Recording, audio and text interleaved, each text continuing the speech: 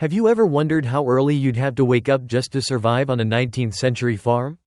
What will happen when there's no electricity? No alarm clock? Just your bladder and a very angry rooster? Could you handle a schedule where sleeping in means 4:30 a.m.? Well, let's see, though honestly, you probably won't survive this. So, before you get comfortable, take a moment to like the video and subscribe, but only if you genuinely enjoy what I do here.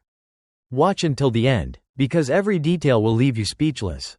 You stir beneath a wool blanket that smells faintly of smoke and last year's sweat.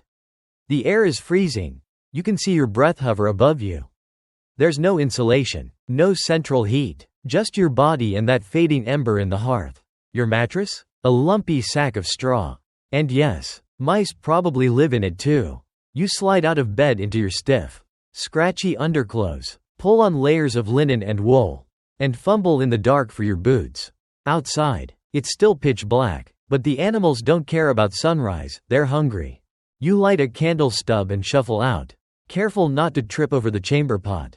The outhouse? That's for later, if you dare. First, you stoke the fire and feed the stove with logs you chopped weeks ago.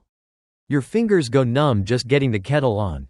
Historians still argue whether most farmers woke this early year-round, but folklore and diaries suggest yes, and even earlier in winter. Meanwhile, fun fact, some farmers believed sleeping with garlic cloves under your pillow warded off disease, or maybe just your spouse. The hens are already squawking in their coop. One cow is bellowing, and your stomach? Growling louder than both. But food comes after chores, not before. You sigh, pull on your coat, and step into a world where your survival depends entirely on how much work you can do before breakfast. Your boots sink into damp soil as you cross the yard, already smeared with yesterday's mud and, let's be honest, unmentionables. The barn door groans open, revealing cows shifting in their stalls, breath puffing in clouds. They expect you. You grab a wooden bucket and a three-legged stool and settle in. If you've never milked a cow before, let's just say it's less pastoral poetry and more warm. Unpredictable squirt to the eye. And no, the cow doesn't care if you're new. After milking, it's feeding time. Hay for the cows, slop for the pigs, corn for the chickens, each with their own set of complaints. You toss it all quickly, because the real beast of the day is still waiting, the fields. Depending on the season, you're either tilling, planting, weeding, or harvesting. There is always something to do. You heft a hoe, the handle smooth from years of use, and begin attacking rows of weeds that seem to multiply overnight, like regrets after a barn dance. Historians still debate how much machinery small farms had access to in the early 1800s. But for most, you're the engine. Maybe your neighbor has a mechanical reaper, a technological marvel introduced in the 1830s, but you? It's you, your back, and your blisters. The average farmer in this era walks over 10 miles a day just doing chores. No Fitbit, no hydration breaks. And as for quirky tips? Some farmers swore planting certain crops, under the sign of the moon, made them grow better. Whether it worked or not, who knows, but it gave you something to blame when the turnips flopped. You pause for a moment, leaning on your hoe, wiping sweat from your brow with a sleeve already soaked through. The sun's barely over the horizon, and you've already put in more work than most modern desk jobs see in a week. You head back toward the house, stomach grumbling again. This time, finally, it's breakfast. Spoiler, it's not pancakes and bacon. You step back into the house, hands grimy, sleeves damp, and feet already sore, and it's barely 8 a.m. Breakfast is waiting on the wooden table. Leftover cornbread from 2 nights ago. Thick slices of salt pork, and maybe a few eggs, if the hens cooperated. You chew slowly, elbow deep in your own exhaustion. Coffee? Only if you're lucky. Otherwise, it's cider. Yes, even in the morning. You earned it. The kids wolf their food down and scatter, off to feed geese, mend fences, or trudge 2 miles to the schoolhouse if it's not harvest season. No time to linger. You pack eggs into a woven basket and grab a bundle of homespun yarn. Today, you're heading down the rutted lane to the general store. The walk takes the better part of an hour, but you've memorized every stone, tree, and odd smell along the way. Your boots slap the dirt. Your knees protest. And the basket? Always heavier on the way back. Stuffed with nails, fabric, Or molasses, if you're flush. Money's scarce. Most trade is in goods or IOUs scrawled in dusty ledgers. Historians still argue how widespread true, cashless, barter systems were. But for many farmers, coins were rarer than rain in August. At the store, you chat with the shopkeeper, who doubles as the postmaster, gossip column, and occasional doctor. You hear that Mr. Talbot's mule kicked the fence down again. That someone's baby was born breech but survived thanks to whiskey and luck. That the schoolteacher fainted in the heat, again. You trade your eggs and yarn for tin buttons and a single tin of kerosene. Luxuries. All of it. Meanwhile, fringe records show that some farmers in more remote areas used dried apples as a trade currency. Tempting. Until the worms show up. Back home, there's no rest. A pig has found its way into the herb garden. A hinge has rusted off the smokehouse door.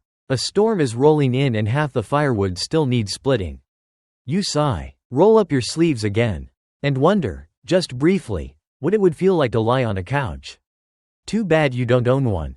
You barely get through the woodpile before a neighbor rides up. Dust trailing behind his horse like smoke. He's smiling, which usually means trouble. We're putting up a new barn beam this afternoon, he says, like it's casual news. Translation. Cancel your plans, you're conscripted. Refusing isn't an option in a farming community. Labor is currency, and favors are sacred. You nod, wash the worst of the grime from your hands, and grab your hat. The cows can wait. The pigs will have to entertain themselves.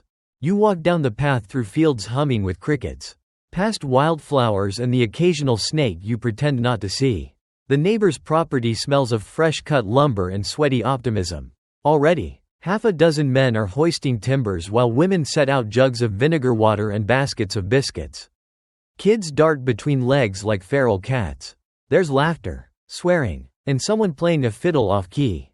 You jump in, shoulder to shoulder, and hope no one gets crushed under a beam today. Barn raisings were social events. Historians agree, though they still argue whether they were more about necessity or neighborly pride. Either way, it's hard work, and a rare chance to catch up on local drama. Like how Widow Haskins was spotted walking with the preacher after dusk. Or how young Eli traded a muskrat pelt for a rein, for no particular reason. People think the 1800s were quiet. They weren't. They were just louder in whispers. You pause to eat, a slab of bread, a slab of cheese, and a slab of something unidentifiable, and drink straight from a shared ladle in the rain barrel. Hygiene is optional. After the beam is up, you help patch a roof, mend a fence, and try not to laugh when someone drops a hammer on their own foot. Fun fact: some communities rang bells or fired a musket to celebrate a finished barn. Today, you settle for a slice of pie and a sore spine. As the sun droops low, casting long shadows across the fields, you finally start the slow walk home. The day is far from done, but at least you'll get a few moments without anyone asking you to lift something heavier than your patience. The house greets you like an old mule, grumpy, creaky, and faintly damp. You light a single lamp and watch it flicker, casting shadows that dance on the walls. The kitchen smells like turnip stew and wood smoke. Dinner is simple. Root vegetables boiled into submission. Maybe a heel of bread. And if someone remembered, a sliver of dried apple pie from last week's gathering. You eat with your elbows on the table, the weight of the day pressing into your spine like the back of a pew. After the meal, there's still work. You patch a tear in your shirt by lamplight while your eldest grinds cornmeal with a hand-cranked mill that hasn't stopped squeaking since the Buchanan administration. A younger child recites verses from a dog-eared Bible. You nod along, but your mind drifts to the fence that needs fixing, the rain barrel that needs cleaning, and that one hen that's been acting suspiciously broody. Historians still debate how much leisure farmers actually had. But judging by your current to-do list, not much. Your only me time is brushing your teeth with a birch twig. The candle gutters low. Outside, the wind picks up, whispering through cracks in the walls you keep meaning to plug with rags. You stoke the fire one last time. Lay out tomorrow's clothes, they're also today's clothes. And yesterday's. And collapse into bed. Your muscles ache, your hands are raw, and your feet hum with the sort of pain that no balm really fixes. And still, your brain won't stop buzzing. You wonder if that roof patch will hold, if the winter wheat will sprout, if your youngest's cough means anything. You roll over, pull the scratchy blanket tighter, and close your eyes as the candle finally gives up. Outside, the stars blink into the sky, and you're asleep before they're all lit. Now, slow your breath. Let the weight fall away.